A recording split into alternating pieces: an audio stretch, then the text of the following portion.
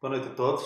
Nós vamos continuar o nosso estudo sobre os nomes de Deus e hoje vamos estudar o Deus que santifica, que na língua hebraica é Jeová Mekadesh. Este nome aparece cerca de 700 vezes no Velho Testamento e temos uma referência em Levítico, capítulo 20, no versículos 7 e 8, nós lemos assim: Santificai-vos e sede santos, pois eu sou o Senhor vosso Deus. Guardai os meus estatutos e cumpri-os. Eu sou Jeová Mekadesh, que vos santifico. Claro que para a nossa língua foi traduzido: eu sou o Senhor que vos santifico. Mas o termo hebraico é Jeová Mekadesh. O verbo santificar significa separar para algo ou para alguém. Neste caso, sermos separados para Deus e para a obra de Deus. Significa colocar à parte, consagrar, dedicar. E significa tornar-se santo. Hoje vamos falar então acerca da santificação. A sua importância é de tal forma, de tal maneira significativa, que basta eu citar este versículo, que realça e exemplifica claramente a importância da santificação. Em Hebreus, no capítulo 12, nós lemos: sem a santificação ninguém verá o Senhor. Deixa-me repetir. Sem a santificação ninguém verá o Senhor. Então, se não passarmos por esta experiência de santificação, pura e simplesmente, nunca veremos a Deus. A santificação é de tal forma importante que a Trindade está envolvida neste processo. Como lemos neste versículo, Deus o Pai, o Senhor, Jeová, Mekadesh, ele diz: eu vos santifico. Jesus, o Filho de Deus, o Deus Filho, em Hebreus capítulo 13 nós lemos que Jesus, para santificar o povo, padeceu fora da porta, padeceu fora de Jerusalém. Temos aqui uma referência à morte do Senhor Jesus no monte do Calvário. E para, uma vez mais, realçar a importância da santificação, para que ela se tornasse possível na nossa experiência, na nossa vida, Jesus padeceu. A morte do Senhor Jesus foi para nos tornar santos. Foi para que nós possamos enverdar neste processo de santificação. Jesus, para santificar o povo, morreu fora de portas. Nós temos sido santificados mediante a oferta do corpo de Jesus feita uma vez. Lemos em Hebreus. Jesus ofereceu-se em sacrifício no monte do Calvário, no monte de Moriá. Para quê? Para sermos santificados mediante essa oferta, mediante esse sacrifício. A Trindade de Deus, falta-nos falar acerca do Espírito, que o seu nome já é muito revelador, Espírito Santo. E em Pedro nós vemos eleitos em santificação do Espírito. O porquê desta necessidade? Porque nós seguimos um Deus que é santo, 3 vezes santo. E a palavra em vários lugares diz, o Senhor diz: sede santos, porque eu sou santo. E isto leva-nos para um estudo mais pormenorizado, não demasiadamente profundo, mas um tanto ou quanto elucidativo acerca do que é a santificação. E vamos abordar este tema debaixo de 3 prismas, de 3 maneiras diferentes. E vamos falar acerca da santificação posicional, da santificação prática e da santificação perfeita. A santificação posicional, quando é que ela acontece? Quando é que começa este processo de santificação? Nós vamos para um versículo que está em Atos, no capítulo 26, e ali o apóstolo Paulo, perante um rei, o rei Agripa, ele fala acerca da sua experiência que teve com Cristo. Como é que tudo começou? Como é que aquele santo de Deus começou a carreira e a vida de santificação? Então, ele diz que Jesus que lhe apareceu e o incumbeu de uma missão. Livrando-te, lemos no capítulo 26, versículo 17, em que Jesus diz a Paulo: livrando-te livrando-te do povo e dos gentios, para os quais te envio. E agora repara, para lhes abrir os olhos e os converteres das trevas para a luz e da potestade de Satanás para Deus, a fim de que recebam eles remissão de pecados e herança entre os que são santificados pela fé em mim. Os que são santificados. Em que consiste esta santificação? Abrir os olhos do nosso entendimento, para compreendermos aquilo que somos diante de Deus, pecadores, perdidos devido ao nosso pecado. Mas que é possível os nossos pecados serem perdoados, as nossas almas serem salvas, nós passarmos das trevas para a luz da potestade de Satanás para Deus, recebermos o perdão dos nossos pecados e herança entre aqueles que são santificados pela fé em mim. Nós somos santificados pela fé em Cristo. Nós abrimos os olhos da fé e o que é que nós vemos? Abrimos os olhos da alma e o que é que nós vemos? Vemos que na obra da cruz, realizada pelo Senhor Jesus Cristo, há suficiência de graça e de misericórdia para que os nossos pecados sejam perdoados. E quando nós cremos que Jesus é o nosso substituto na cruz de Calvário, o justo a sofrer pelos injustos, que somos nós, o justo é Ele. Ele leva-nos a Deus e transforma-nos em santos. E isto é uma necessidade premente. Porquê? Porque no céu não entra nada que contamine. E para nós vermos a Deus, temos que nos libertar completamente de todos os nossos pecados. E é através da fé em Cristo, que morreu e ressuscitou, que os nossos pecados são todos purificados, perdoando-nos todas as nossas ofensas. E assim, quando nós um dia partirmos, vamos ficar na presença de Deus. Ficaremos ali, porque nós não iremos contaminar o céu, porque não levaremos nenhum pecado connosco, porque os nossos pecados, todos eles, e cada um deles, foram purificados no sangue da cruz. E isto acontece, esta santificação posicional acontece apenas uma vez, um ato único. É algo imediato. Passamos da morte para a vida, das trevas para a luz, do reino das trevas para o reino do Filho do seu amor, usando a linguagem do apóstolo Paulo quando escreve aos Colossenses. E esta santidade nada tem a ver com o conceito de santidade e de ser santo elaborado pelos religiosos.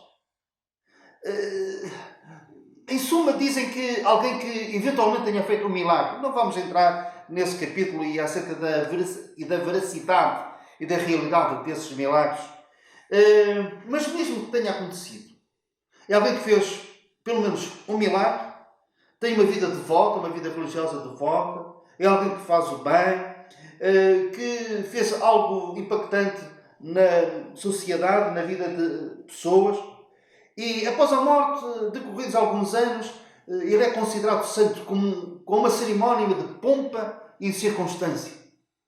Ora, isto nada tem a ver com o conceito bíblico de ser santo. Desculpem, se calhar até serei agressivo se eu disser e que vou dizer aquilo que penso acerca disto. Isto é zero comparado. Este conceito humano de santidade e de ser santo é zero comparado com aquilo que a Bíblia diz e aquilo que Deus diz. É zero. Não tem nada a ver. Eu até pensei em dizer-vos que isto é uma diferença entre a água e o vinho. Nem isso é. Não tem solidez nenhuma, não tem respaldo bíblico absolutamente nenhum. A igreja em Corinto, e uso este exemplo porque depois de eles passarem por esta experiência de santificação posicional, houve coisas na sua vida que precisaram de ser corrigidas. Mas fiquemos aqui. Por exemplo, quanto à sua vida devota, reparem, nós lemos assim, 1 Coríntios capítulo 6, versículo 10. Não vos enganeis, nem impuros, nem idólatras, nem adúlteros, nem efeminados, nem sodomitas, nem ladrões, nem avarentos, nem bêbados, nem maldizentes, nem roubadores herdarão o reino de Deus. Esta era a matéria-prima das pessoas que foram evangelizadas pelo apóstolo, por outros também, nesta cidade de Corinto. E depois ele diz assim, tais foste alguns de vós. Alguns de vós foram isto. Mas vós vos lavastes, mas fostes santificados, mas fostes justificados em o nome do Senhor Jesus e no Espírito do nosso Deus. Vós fostes isto, mas fostes santificados. E depois, se nós fôssemos um pouco mais atrás, Paulo, quando escreve esta carta a esta igreja em Corinto, ele diz, Paulo, chamado pela vontade de Deus para ser apóstolo, à igreja de Deus que está em Corinto, aos santos em Cristo Jesus. Não eram pessoas que tinham morrido, eram pessoas que estavam vivos. Aos santos que estão em Cristo Jesus. Então hoje do céu Deus olha para a terra e ele vê os seus santos. Ele vê os seus santos do mundo. Olha, o meu santo, pessoas que estão vivas. Porquê? Porque foram santificados em Cristo Jesus. A santificação posicional. Depois temos a santificação prática. Sem esta primeira etapa, sem este início de processo de santificação, não pode haver lugar aos outros dois aspectos da santificação. Primeiramente, nós sermos santificados em Cristo, santos aos olhos de Deus. Isso não significa que seremos impecáveis a partir dessa altura, mas teremos o selo do Espírito a partir do momento que nós colocamos a nossa fé em Cristo, de um Espírito que é santo. E nós somos considerados aos olhos de Deus, como se nunca tivéssemos pecado, apesar de sermos pecadores. Ele coloca sobre nós a sua santidade. E sobre si leva os nossos pecados, dá-se esta permuta. E a santificação começa assim. Não de outra forma, como alguns pregam, como alguns ensinam. A santificação prática é a obra que o Senhor faz a partir do momento que nós confiamos em Cristo. Qual é o objetivo? É sermos cada vez mais parecidos com o Senhor Jesus. Para sermos mais conformes à imagem do seu Filho, usando a linguagem bíblica. E para isso o Senhor usa o quê? Usa vários meios. Usa a sua palavra. Jesus disse, Pai, Jesus orou dizendo, Pai, santifica-os na verdade, a tua palavra é a verdade. É pela leitura da palavra, pelo estudo da palavra, pela prática da palavra de Deus, que as nossas vidas vão sendo santificadas. O Senhor usa até a própria disciplina em relação aos seus filhos. Nós somos filhos. Se fôssemos bastardos, estávamos sem disciplina, e o Senhor corrige-nos, corrige aquele que ama. E a Bíblia diz em Hebreus capítulo 12, para sermos participantes da sua santidade.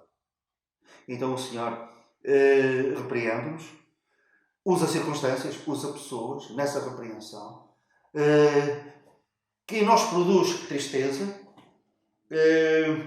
mas quando nós sentimos o peso da mão de Deus nas nossas vidas, repreendendo-nos, disciplinando-nos, nós aceitamos essa disciplina e a sua correção. Sabemos que tem uma finalidade bonita, tem uma finalidade gloriosa, é para sermos cada vez mais participantes na prática, no nosso dia-a-dia, da sua santidade. O Senhor usa também a convicção do pecado. O Espírito Santo em nós entristece e aponta de uma forma específica aquilo que nós dissemos, aquilo que nós fizemos, para nos levar ao arrependimento, não só para a salvação, mas também para a santificação. Pedro passou por essa experiência depois de ter negado o Senhor 3 vezes. Ele sentiu essa dor na alma, chorou de uma forma, nós vemos que ele chorou amargamente, contrito e arrependido. Porquê? Porque a mão do Senhor pesava sobre ele, um sentimento de culpa, que não o leva a fugir, a desistir, mas a confessar o seu pecado e deixar. Mesma experiência que David teve depois de ter adulterado com Batseba. O Senhor usa, pois, a tristeza, a convicção do pecado, usa as circunstâncias, usa a sua disciplina e, acima de tudo, a sua palavra. Para quê? Para que a nossa vida seja uma vida que se harmonize com o Deus que nós seguimos, que é um Deus santo. E quando é que isto deve de ser feito? No canto de Zacarias nós lemos que a nossa preocupação, a nossa atenção deve de ser para algo que aconteça em nós todos os dias. O adoremos sem temor, em santidade perante Ele todos os nossos dias. Em santidade perante Ele todos os nossos dias. Procurarmos cada dia sermos mais santos. Hoje sermos mais santos. Vivemos uma vida mais santificada, mais influenciada pela palavra, pela sensibilidade à voz de Deus e à disciplina de Deus e à sua correção. Hoje mais do que ontem. E assim crescermos não somente no conhecimento de Deus, mas também na santificação. O apóstolo Pedro falou nisto. E no capítulo 1, versículo 13, que eu passo a ler, ele diz: por isso, cingindo o vosso entendimento, sede sóbrios e esperai inteiramente na graça que vos está sendo trazida na revelação de Jesus Cristo. Como filhos da obediência, não vos amoldeis às paixões que tinhais anteriormente na vossa ignorância. Vivei de modo diferente. Pelo contrário, segundo é santo aquele que vos chamou, tornai-vos santos também vós mesmos em todo o vosso procedimento. Porque escrito está: sede santos, porque eu sou santo. A santificação deve de abranger todas as áreas da nossa vida, todo o nosso procedimento.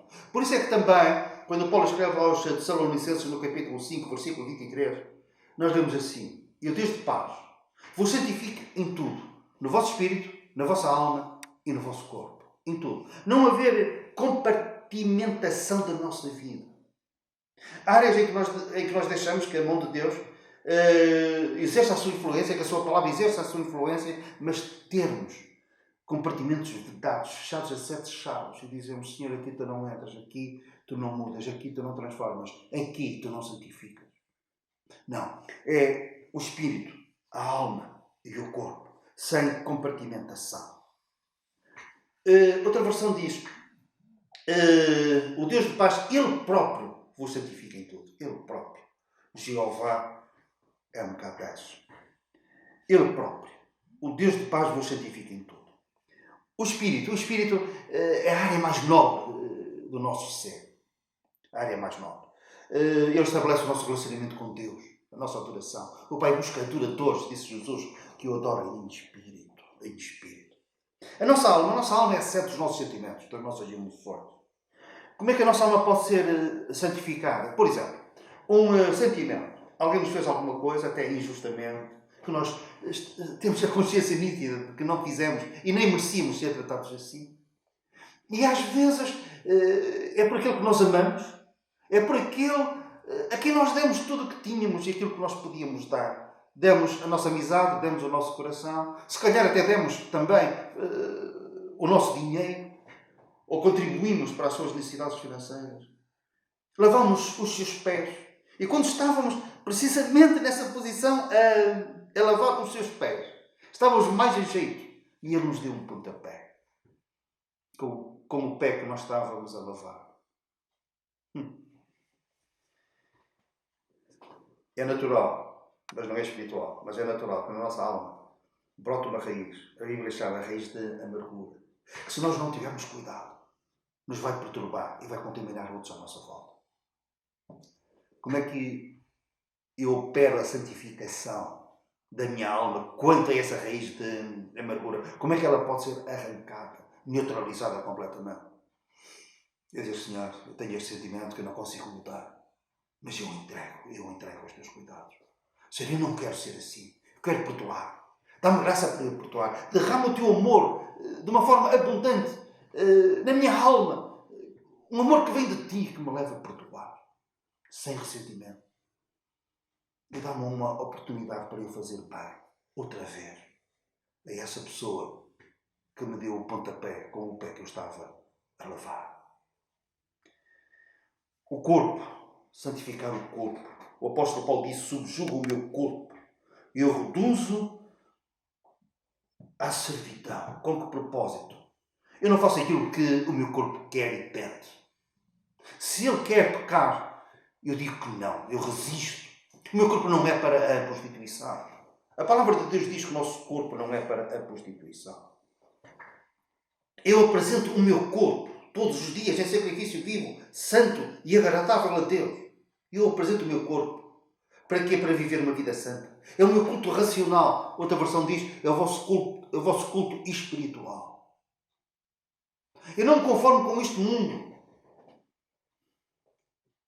Mas que eu renovo a minha mente, as minhas emoções, a alma, a psique. Eu renovo a minha mente para experimentar qual seja a boa, perfeita e agradável vontade de Deus. Isto faz parte da minha santificação. O espírito, a alma e o corpo. Neste caso, a alma. transformação da mente, para experimentar através do meu corpo aquilo que eu faço com o meu corpo, a santificação, a santificação. Jesus fez isto. Ele viveu de uma forma santa em todo o seu proceder.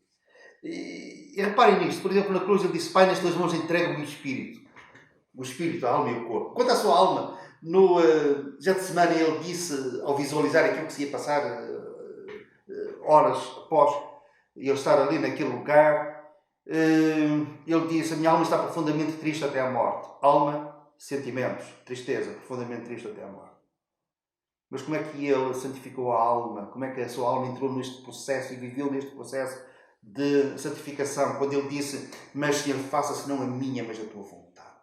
A rendição dos sentimentos, a rendição da alma à vontade do Pai. O seu corpo me preparaste. Ele entregou o seu corpo, levando em seu corpo os nossos pecados, espírito, alma e corpo. Santificação. Finalmente, a santificação completada, aquilo que eu também posso chamar a santificação perfeita. Quando é que vai acontecer? Vai acontecer no arrebatamento. No arrebatamento. Hoje, quando nós partimos, levados pela morte, aos anjos do corpo presentes com o Senhor, a nossa alma e o nosso espírito estão em Deus. Santificados completamente, de uma forma perfeita. A Bíblia chama os espíritos aperfeiçoados. E quando nós chegamos à presença de Deus, vamos experimentar a perfeição da santificação da nossa alma e do nosso espírito. Mas ainda não é uma santificação completa. Porquê? Porque falta-nos o corpo. Falta-nos o corpo. Mas quando Jesus vier buscar a sua igreja, o que é que vai acontecer ao nosso corpo? O que é que vai acontecer ao corpo daqueles que nessa altura estiverem vivos? A igreja, os membros da igreja, o que é que vai acontecer ao seu corpo? O nosso corpo, numa Bíblia fechada de olhos, será transformado. E teremos um corpo glorioso, semelhante ao do Senhor Jesus, que se vai juntar à alma e ao espírito que já estão perfeitos em Cristo e em Deus. Então teremos a perfeição do espírito, da alma e do corpo, a santificação completa. E aqueles que já tiverem partido, que já estão na presença de Deus, a sua alma e o seu espírito, o corpo está aqui misturado no pó da terra, transformado em cinzas, perdido nas profundezas do mar. O mar vai dar os seus mortos, a morte vai dar os seus mortos, a terra vai dar os seus mortos. Iremos ressuscitar na mesma altura. Vamos até ressuscitar primeiro do que aqueles que estiverem vivos. A diferença será em milionésimos de segundo, mas primeiro os que morreram ressuscitarão e os vivos serão transformados. E aqueles que morreram, o seu corpo vai ressuscitar e vai ser também um corpo santificado, completamente santificado, glorioso. E também se vai juntar a alma e o espírito. Então assim, espírito, alma e corpo irrepreensíveis em santidade. Finalizo estes pensamentos com um versículo, está em Provérbios capítulo 4, versículo 18, que diz assim: a vereda dos justos é como a luz da aurora. Essa vereda começa com a aurora do novo nascimento, da santificação posicional, quando nós pela fé confiamos em Cristo como nosso único e suficiente Salvador, como nosso substituto na cruz de Calvário. Começamos assim. É a nossa aurora, nesta caminhada, neste dia, até à perfeição. Então nós lemos assim: a vereda do justo é como a luz da aurora, que vai brilhando mais e mais. A santificação prática. O propósito de Deus é que essa santificação prática seja cada vez mais notória, mais e mais no nosso dia-a-dia. E o versículo termina assim: isso vai acontecer até ser dia perfeito, até ao dia do arrebatamento, em que a nossa santificação do corpo vai se juntar à santificação da alma e do espírito. E então, espírito, alma e corpo, santificados, santos, como Deus é santo. E